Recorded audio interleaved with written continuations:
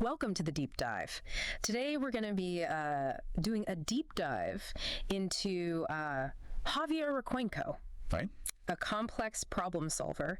And you sent over this fascinating interview that he did. And it's really interesting to see his views on intelligence and success. Yeah, you can tell right away that he's not just like a tech person. Yeah, he really yeah. gets the human side of things, and Yeah. especially with people with high intelligence. Right. You know, he's worked with Mensa. He advises parents of gifted children. Yeah. So he's seen it all firsthand. Yeah, and he challenges that whole like torture genius thing too. Yeah. Like we're going to explore how, some traditional ideas about intelligence, especially that focus on IQ, can be a little limiting. Yeah, it's like he's saying IQ tests, okay, they're useful, Yeah. but they don't tell the whole story. Right. Intelligence is a lot more than just a number. Exactly. And you have to think about the emotional and social stuff that comes with it. Well, he has this really cool analogy Right. about imagine two children living inside of all of us. Okay. One kid is like intellectually hungry, always wants to learn, explore these big ideas, but then the other one wants connection, belonging, wants to be understood. Right. So you have to nurture both. Yeah. If you just push for the intellectual stuff and you're ignoring these emotional needs, are you really going to thrive? And he brings up his own experience with bullying. Yeah. And how that really showed him how important emotional development is. For sure. For overall well-being. It's like nature versus nurture, but with an extra layer. Totally. We need to nurture both sides. Both sides. But then he throws a curveball. Yeah. He talks about how, overprotecting kids, even though it's well-intentioned, can backfire. Yeah, he actually brings up his teenage years and how he learned about the usefulness of violence.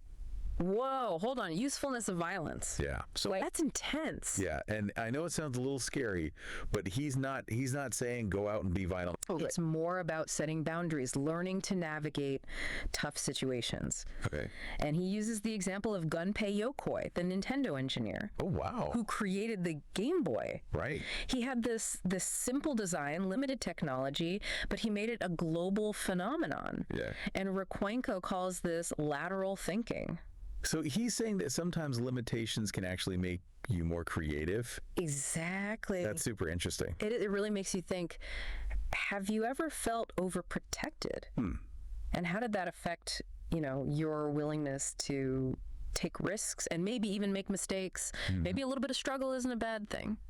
This is making me rethink how I do a lot of things. Right. Even parenting and work projects. Yeah. Okay, so then he goes on to talk about the challenges that intelligent people have with dealing with authority. Oh, yeah, especially in rigid systems like traditional schools. Yeah.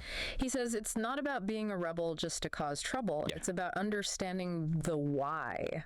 Highly intelligent people, they have this curiosity, this sense of justice. Makes sense. And sometimes that clashes with authority figures who just want you to follow the rules. So they're basically wired to challenge the status quo. Exactly. And he uses this great example of Dr. Pedro Cavadas. Okay. This renowned surgeon who takes on these really difficult cases. Oh, wow. Cases other surgeons won't even touch. And Recuenco says that Cavadas has developed this personal cloud. A personal cloud.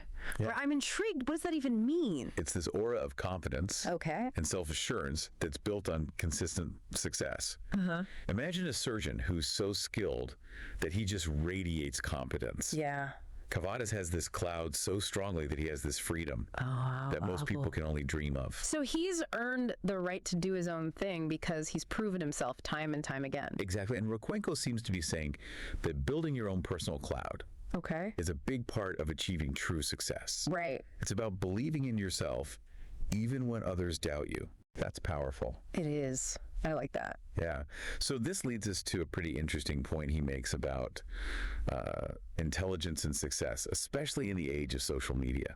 Okay. Have you ever just felt like the world is getting dumber? Oh, yeah. Like we're just drowning in nonsense? All the time. Yeah. Right. Like it's everywhere you look. Totally.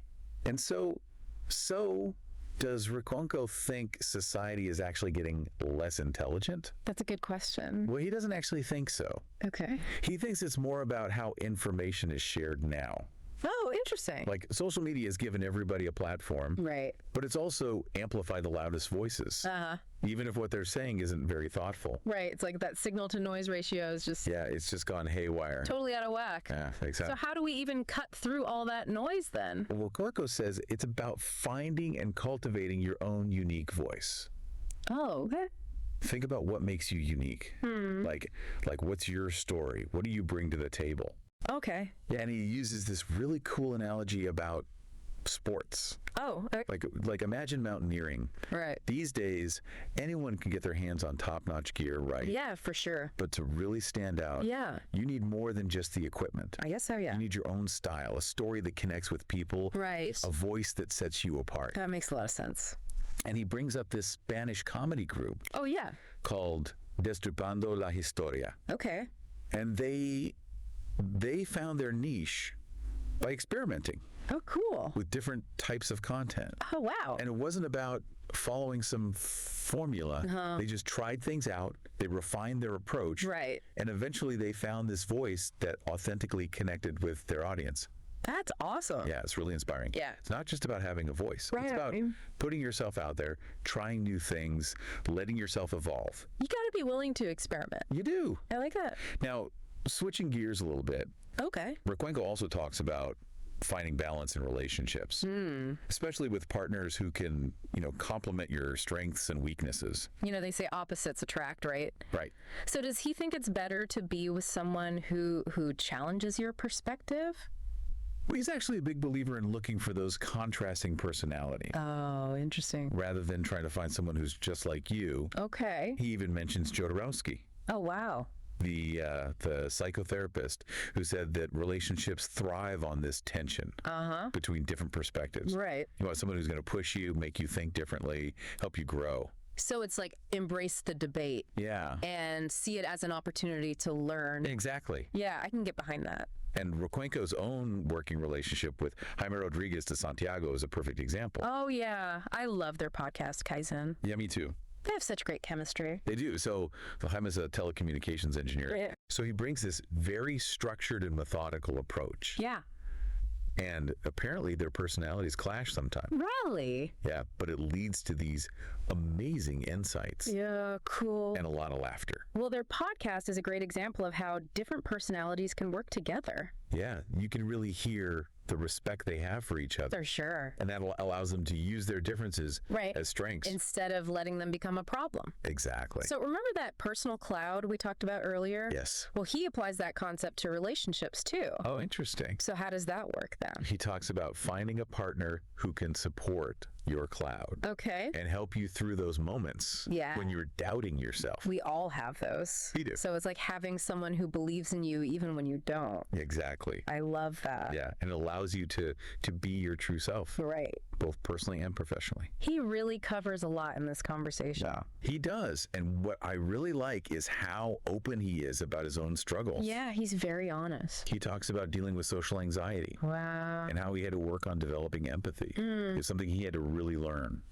It's nice to know that even people who seem to have it all figured out still have their own challenges. They do. And I think it makes us more compassionate Yeah, when we realize that. it does. Yeah, it really makes you think, when someone's willing to be that open and honest about their struggles, Yeah, exactly. it just makes what they say even more powerful. Yeah, totally. And speaking of lived experience, his perspective on high intelligence is so valuable because he really challenges this idea that being smart automatically means you're going to be successful and happy. Right. Like, we tend to assume that people with high IQs, they have it all figured out. Yeah, they've got it easy. Yeah. But he actually brings up a pretty powerful example to prove that that's not always the case. Yeah, exactly. But he talks about Michael Cyrus. Okay. The guy who had the record for the highest IQ. Right. Yeah. And you'd think with that kind of intelligence, life would be a piece of cake. For sure. Yeah. But he actually had a really tough time. Really? Yeah, with social stuff. Yeah. And finding fulfillment. Oh, wow. It's like having all the ingredients for a delicious cake, Okay. but not knowing how to bake. Yeah. You need more than just the ingredients. Yeah, right. You need the recipe and the skills. You need to know what to do with them. Yeah, you got to put it all together. And maybe a little creativity too. Yeah, a little bit of flair. I like that analogy. And it gets to Requenco's point. You know, it's not just about how smart you are. Yeah. It's about how you use that intelligence, how you connect with other people, Right. how you find meaning and purpose in this crazy world. This whole conversation with Requenco has been mind-blowing. He's like challenged so many of my assumptions about intelligence and success and even relationships. Totally. And he's done it in a way that's like both thought-provoking, but also really relatable. Exactly. And what really sticks out to me is this idea of embracing liminal spaces.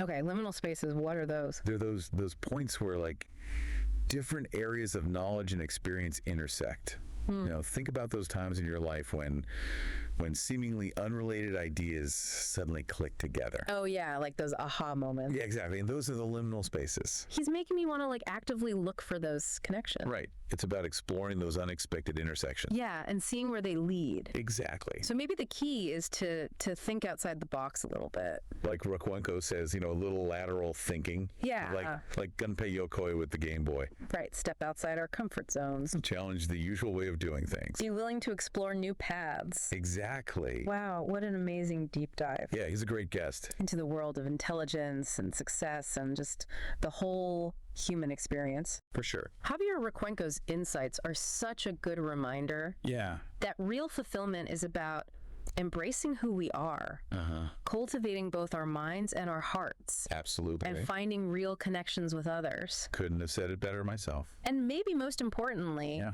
remembering that the journey is just as important as the destination. Yeah, you got it. There's so much to be gained from learning and growing and evolving. Couldn't agree more.